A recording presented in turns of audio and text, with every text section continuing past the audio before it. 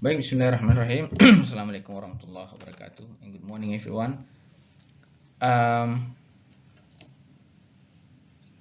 This week is the third week of our course. And as I have promised you that this week I will send you or upload it. I will upload PowerPoint presentations with audio about stylistic in general, or we can say this is presentations of overview of general overview of stylistic. And this PowerPoint is intended to provide you with a broader understanding about what stylistic is, and it can add your understanding, your information about stylistic. I think you have read some sources, especially the course material that I have shared in e-learning. I hope that you have read the materials and you also have answered some questions, especially in assignment 1. So this PowerPoint presentation is a kind of presentations about some definition of stylistic, and then why we need to do stylistic, and then also a brief history of this analysis, and also at the end of this presentation I will show you an examples how to do a stylistic analysis. So let me explain this subject in Bahasa Indonesia so that it will be easier for you to understand about this subject. Jadi berbicara tentang stylistic ini ya, dari segi bahasanya, misalnya dari segi bahasanya kita melihat ada istilah style di sana ya. Secara umum kita terjemahkan sebagai gaya, atau kita terjemahkan dalam hal ini dalam kajian ilmiah statistik kita sebut sebagai sebuah pendekatan ya, atau sebuah pola penggunaan bahasa yang tidak biasa atau berbeda dari penggunaan bahasa secara umum. Stylistik ini sebetulnya ilmu yang terbilang baru di dalam dunia akademik, walaupun kajiannya ya sudah berlangsung ratusan tahun, dimulai dari zaman Yunani kuno. Kita sering mendengar nama-nama misalnya Aristoteles, kemudian Plato. Ternyata kajian yang kita sebut sekarang sebagai stylistik itu sudah berlangsung sejak era itu ya. Sejarahnya stylistik ini adalah dimulai dari kajian Rhetorics and Poetics. Jadi bukunya Paul Simpson itu dijelaskan di sana bagaimana sejarahnya, bahwa awalnya itu stylistik modern yang kita kenal sekarang ini awalnya berasal dari kajian retorika dan kajian poetics. Retorika itu bisa kita definisikan secara umum sebagai seni mempengaruhi orang lain ya. Jika orang berpidato misalnya, atau orang sedang berbicara, itu dia menggunakan istilah-istilah tertentu atau pola penggunaan bahasanya yang menarik sehingga mengajak orang lain untuk melakukan sesuatu sesuai apa yang dia sampaikan. Itu kajian retorika. Sedangkan kajian poetics itu kita bisa terjemahkan dengan kajian puisi, karya sastra. Nah, kalau kita lihat karya sastra ini, itu tentu saja kita melihat bagaimana bahasa digunakan secara figuratif, digunakan secara imajinatif. Yang kita lihat tidak seperti penggunaan bahasa sehari-hari. Ya. Dan ini sebetulnya menarik karena ternyata bahasa itu menyediakan sumber daya kepada kita ini untuk menggunakannya secara imajinatif tadi. Ya, yang contoh konkretnya itu bisa kita lihat dari penggunaan karya sastra. Jadi secara umum stylistik itu bisa kita katakan adalah sebuah ilmu atau sebuah analisis yang untuk mengkaji bagaimana bahasa digunakan secara kreatif, secara figuratif, dan secara imajinatif, yang manifestasinya bisa kita lihat dalam penciptaan karya sastra. Ya, itu secara umum. Kemudian kita lihat pengertiannya ini. Ada dua pengertian dari Paul Simpson dan Michael Berg. Dia katakan di sini stylistik adalah kajian atau interpretasi teks, semua jenis teks termasuk spoken ya, dalam hubungannya dengan linguistik atau tonal style. Linguistic style itu atau tonal style itu adalah seperti saya sebutkan tadi, sebuah katakanlah gaya, sebuah pola, sebuah bentuk ya penggunaan bahasa ya yang dimanifestasikan dalam teks-teks, utamanya teks karya sastra ya. Bukan hanya sifatnya tertulis, tapi juga sifatnya yang spoken atau oral. Nah, termasuk mungkin di sini kalau melihat definisi ini, misalnya pantun misalnya, atau kita lihat kalau orang dari segi antropologi ya, kalau orang misalnya menikah, terutama di kampung saya di Makassar itu, orang menikah itu ada seperti berpuisi, ada pola penggunaan bahasa tertentu yang intinya merupakan nasihat ya, atau wejangan kepada mempelai misalnya ya, dalam mengarungi bahtera rumah tangga. Itu diungkapkan dengan sangat artistik, sangat puitik ya.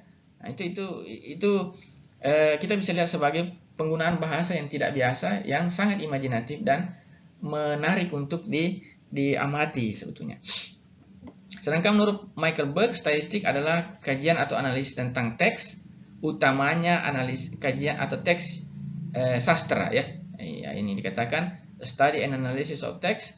It is in particular, although not exclusively, the study and analysis of literary text. Literary text itu adalah teks sastra ya, puisi, prosa, drama ya. Itu kan 3 genre sastra ya. Ya, salah satunya kan ada masuk di sana cerita pendek misalnya, cerpen short story ya. Baik. Apa yang dimaksud dengan style? Style adalah variasi penggunaan bahasa yang bisa digunakan oleh siapa saja ya pada situasi atau konteks yang berbeda. Nah, ini tentu kita pahami bersama bahwa situasi itu mempengaruhi, atau konteks di mana bahasa itu digunakan sangat mempengaruhi pola penggunaan bahasa. Ya, kita biasanya memilih kata-kata tertentu ketika kita berbicara dengan orang yang berbeda ya, atau pada situasi yang berbeda, baik itu sifatnya formal atau casual ya. Nah, style of language sangat tergantung pada situasi, apakah misalnya situasinya itu casual atau santai gitu ya, dan formal. Ini berbeda. Jadi beda pola penggunaan bahasanya ketika orang berada pada seminar misalnya, atau di kelas dengan situasi sehari-hari. Itu beda penggunaan bahasanya. Kemudian bisa juga kita katakan di sini bahwa stylistik itu adalah kajian tentang kreativitas bahasa atau kreativitas penggunaan bahasa. Orang menciptakan karya sastra itu sangat kreatif ya. Yang saya katakan tadi berbeda dari penggunaan bahasa sehari-hari. Karya sastra itu di situ ada kata-kata, di situ ada grammar, ada bunyi, ada pesan ya ingin disampaikan. Tapi disampaikan secara tidak biasa, out of ordinary, out of the box ya. Dan itulah yang sebetulnya membuat kita selalu tertarik untuk mengkaji puisi dan mengkaji bahasa yang digunakan. Nah, di sini stylistik hadir untuk membantu kita dalam menganalisis karya-karya ini. Ya, jadi to find out how particular people use language creatively, figuratively, and imaginatively, yang berbeda dari kebiasaan ya. Hal ini bisa dilihat secara lebih luas pada penciptaan karya sastra seperti lirik, pilihan-pilihan kata dan makna yang ingin disampaikan. Ya, Anda kalau lihat lirik ya, puisi ada bersajak AB ya. Kemudian kok bisa misalnya seorang penulis puisi bunyi dari setiap akhir liriknya itu sama bunyinya misalnya ya. Misalnya kita lihat pantun lagi ya, itu bagaimana pantun itu diciptakan secara kreatif untuk menyampaikan pesan tertentu. Nah, ini menariknya di situ. Saat ini bisa kita katakan ya, stylistik era modern sekarang bisa kita katakan bahwa satu kakinya berada pada studi bahasa dan satu kakinya lagi berada pada studi kesusastraan. Jadi stylistik ini berusaha untuk mengintegrasikan kajian kesusastraan dan kajian bahasa ya. Melakukan kajian stylistik berarti kita sedang mengeksplorasi bahasa ya, terutama mengeksplorasi kreativitas dalam penggunaan bahasa ya. Maka dari itu kajian stylistik akan memperkaya cara kita berpikir, memikirkan tentang bahasa, ya. Dan seperti yang kita amati, mengeksplorasi bahasa itu menawarkan kepada kita pengetahuan yang substansial tentang pemahaman kita tentang karya sastra. Ya, jadi mengeksplorasi penggunaan bahasa dalam karya-karya sastra. Nah, ini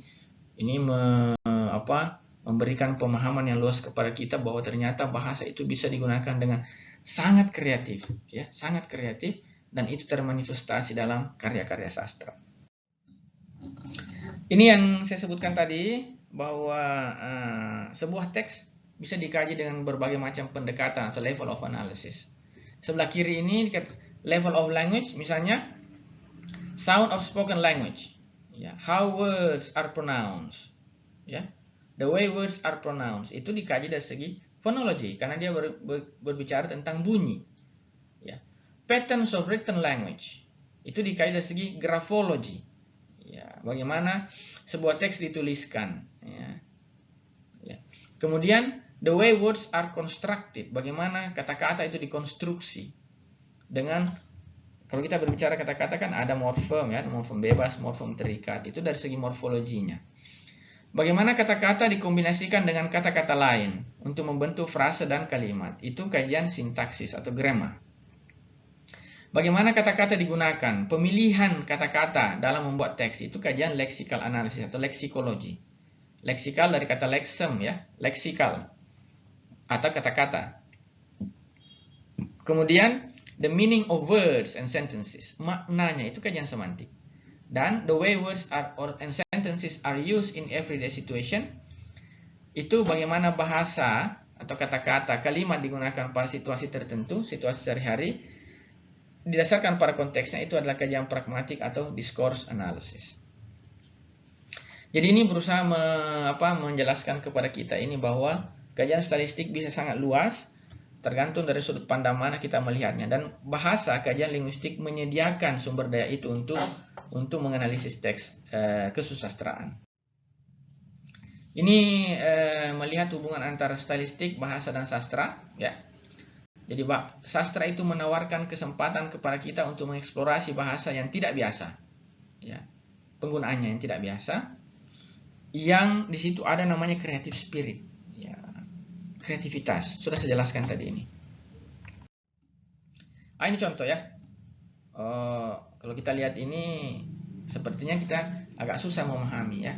Ini berbicara tentang cinta, ya, digunakan secara sangat imajinatif. Kalau misalnya kita pikir secara sederhana, orang yang ingin mengungkapkan cintanya kepada orang lain, kenapa dia tidak katakan saya cinta kamu, saya suka kamu? Tapi itu penggunaan yang sangat biasa, ya. Nah, kita mau lihat di sini bagaimana kreativitas berbicara. Love is more thicker than forget, more thinner than recall, more seldom than a wave is wet. Coba, ini maknanya ini sangat luas, sangat imajinatif, tapi kita tahu bahwa ini sebetulnya puisi tentang cinta. Ada kata love di sana.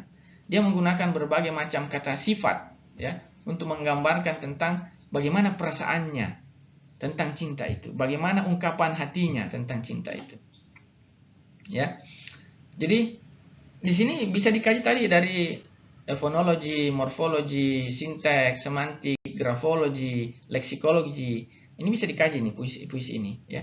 Nah, tapi tentu saja menggunakan pendekatan yang sangat teknis, ya. Jadi inilah contoh bagaimana bahasa digunakan secara kreatif. Ini slide terakhir, ya, ada istilah gradability, kata grade, nilai. Jadi kata sifat itu, ya, kan dalam part of speech kita belajar tentang kata sifat, kata benda, kata keterangan, kata kata kerja, dan seterusnya. Ternyata dalam kajian stylistik itu, kata sifat adjektif itu fungsinya adalah to intensifying or modifying the grade or quality of particular object. Jadi kata sifat itu bisa menambahkan makna, ya, memodifikasi, menambahkan kualitas, menjelaskan kualitas tentang benda yang sedang dijelaskan. Misalnya begini, kami contoh kata girl. Girl itu adalah kata benda. Tapi kalau kita katakan beautiful girl, maka kata beautiful itu adalah kata sifat yang menjelaskan atau menambahkan makna, kualitas dari perempuan yang dari kata benda girl tadi itu. Ya.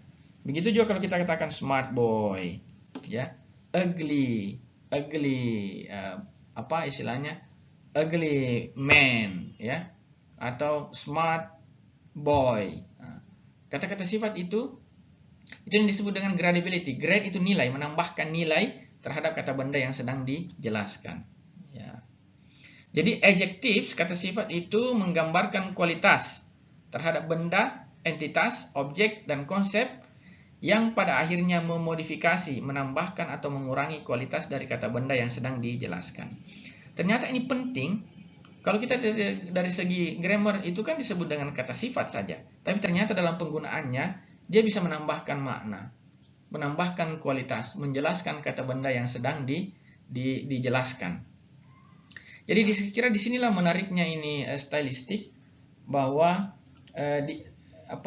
melihat bahasa sebagai sebuah kajian yang memiliki sumber daya yang luas dalam memahami penggunaan bahasa yang tidak biasa, yang termanifestasi atau terimplementasikan dalam bentuk karya sastra misalnya. Walaupun dalam kajian statistik modern sekarang ini tidak hanya terfokus pada karya sastra, tapi seluruh penggunaan bahasa yang sangat imajinatif dan sangat figuratif. Ya. Sekarang kan misalnya kita menemukan bentuk bahasa figuratif misalnya dengan menggunakan metafora, eufemisme dan seterusnya. Ternyata bahasa figuratif ini atau kita sebut majas ini tidak hanya digunakan dalam puisi atau karya sastra, tapi sekarang digunakan juga dalam penulisan surat kabar, digunakan juga dalam pidato dan seterusnya. Ini menariknya. Perkembangan ilmu linguistik sekarang berkembang secara terus-menerus, ya, dan sepertinya bisa diintegrasikan dengan cabang atau disiplin ilmu bahasa yang lain, termasuk discourse analysis. Baik, kita akan eksplorasi lagi lebih jauh next week, ya. Next week we'll have a virtual Zoom meeting, dan di situ kita akan berdiskusi secara lebih luas tentang 3 minggu terakhir ini, the first 3 weeks, ya. Kita akan buka question and answer session, ya. Anda bisa bertanya, Anda bisa menjelaskan, menambahkan informasi, karena bisa saja Anda sudah membaca sumber yang belum pernah saya baca misalnya. Jadi insya Allah minggu depan, ya, kita akan berdiskusi tentang itu melalui Zoom meeting. So I think that's all for my PowerPoint presentation. I hope that this presentation will be helpful for you to give you a broader understanding or knowledge, yeah, about stylistic. Yeah. So I think that's all for this PowerPoint presentation. I will see you again next week. Yeah. Assalamualaikum warahmatullahi wabarakatuh.